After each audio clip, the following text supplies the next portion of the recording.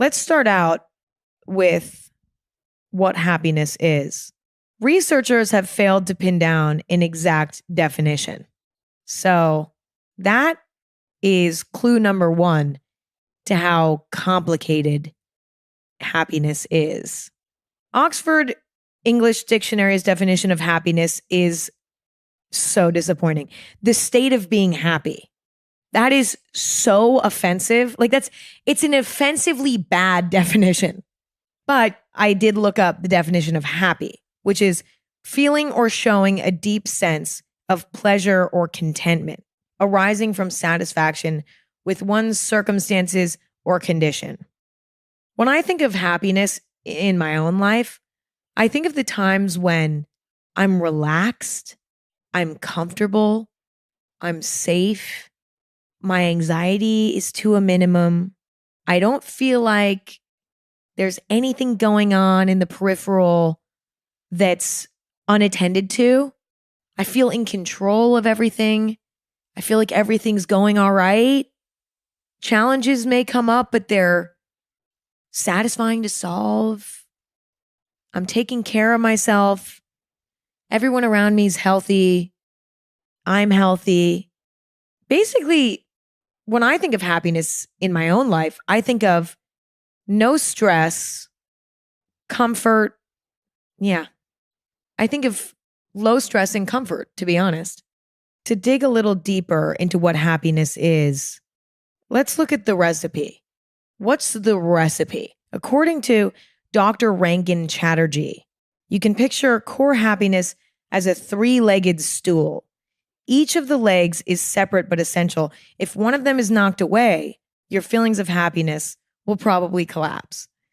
Number one, contentment. Feeling content means being at peace with your life and your decisions.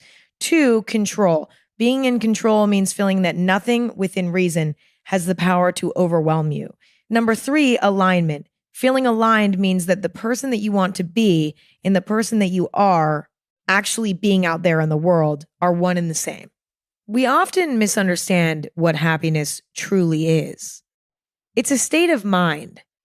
It's not a trait that somebody consistently has. It's not like a consistent personality trait. A lot of times we look at our friends or our family that seem happier than us and we say, they're just happy. They're just a happy person. That doesn't really exist because happiness is not a trait. It's an emotion. It's a feeling. It's always fleeting.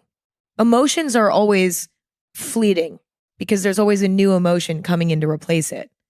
Some people experience happiness more than others, but ultimately, we're all blank slates and we can't be characterized by an emotion, which is sort of promising because I've gone through phases in my life where I've been very negative and I started to believe like, oh, I'm a negative person.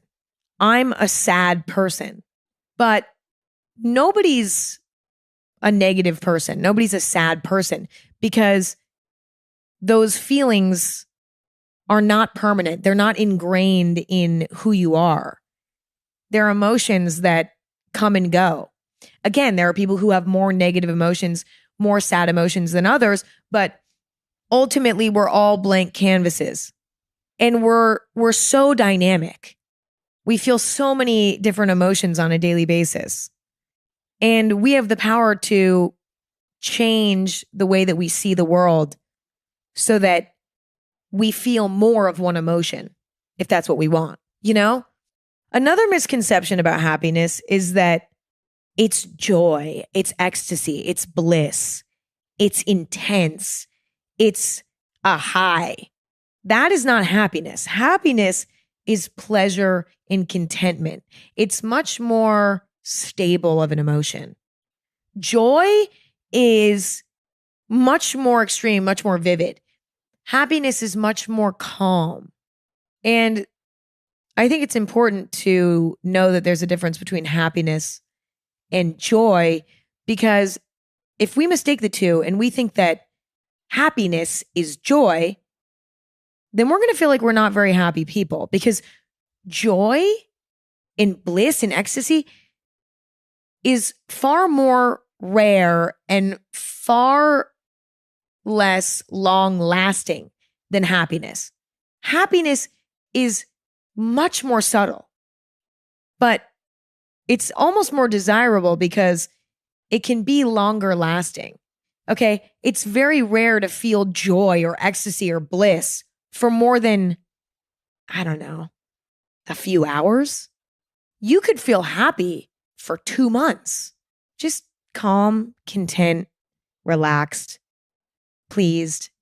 I don't know. It's important to know that there's a difference because if you're pursuing happiness in your life, you got to know what it feels like. We can still pursue joy, ecstasy, bliss, but it's best to do so knowing that it's not going to last as long. The more extreme something is, the shorter its lifespan is, I've noticed. Like an extreme emotion will last a quarter of the time that a more stable, balanced emotion will last. For example, during a breakup, the first 48 hours are extreme. They're brutal. You're feeling extreme pain. And then for the next 6 months, you just feel kind of sad. Kind of sad, but also kind of like, it's okay. And that, it's okay, lasts for much longer because it's not extreme, you know? Happiness is not extreme. Happiness is, to me, more like waking up in the morning. Maybe you live alone. Waking up in the morning to a quiet house, putting on music, making your coffee, taking a slow shower, getting your work done. Work's done. It's Friday. We're going out for dinner tonight with the friends. You know, maybe we head to a bar after and we have small talk with people.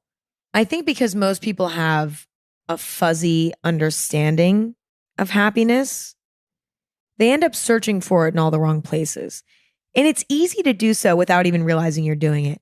When someone says money doesn't buy happiness, when someone says being hot doesn't make you happy, when people say winning that award won't make you happy, when someone says dating that person won't make you happy, when someone says being friends with those people won't make you happy, it's easy to just agree and be like, yeah, obviously, like happiness comes from within. We say a whole lot while living a hypocritical life. We don't even realize we're doing it half the time. But a lot of us are consciously or subconsciously looking for happiness in all the wrong places. So let's dig into that a little bit. I think the biggest mistake that we make is trying to find happiness outside of ourselves. Like we try to find happiness in other people. We think that if we date that person or become a part of that friend group, we'll be happy. I've done this throughout my life without even realizing that I've been doing it, especially with dating. I have a really, really bad habit of trying to find happiness in my romantic relationships. And I don't even realize that I'm doing it because I'll spew the advice all day. You can't find happiness in a relationship. You have to find happiness from within.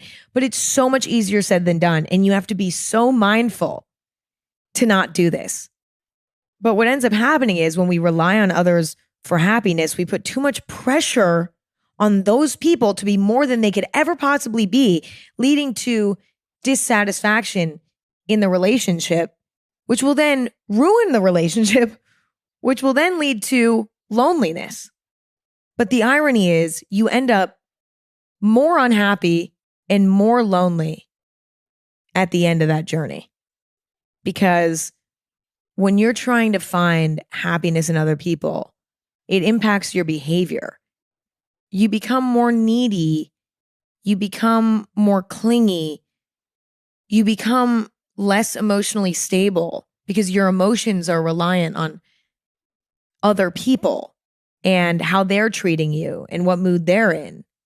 And people don't like being around a person like that. So you end up pushing people away. And so then you're lonely.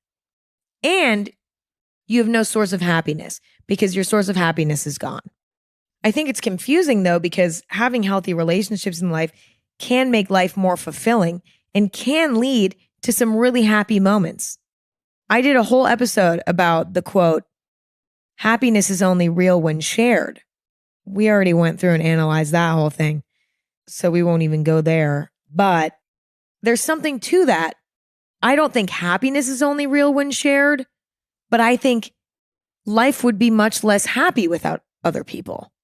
I do think other people enhance our lives in a lot of ways, but healthy relationships that enhance our lives can only exist when the happiness is ultimately coming from within and we're not expecting it from other people. It's also really toxic when we're trying to find happiness through others because we end up in anxious wreck about losing these people. We think we'll be destroyed without them because we've put so much power into their hands and we can't control what other people do. So when we put our happiness in other people's hands, our happiness is now out of our control.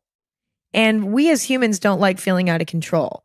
When we hand over that power to someone else, we're taking it out of our own hands and giving it to someone else. And that's not fair to them or us. And it makes us so unhappy.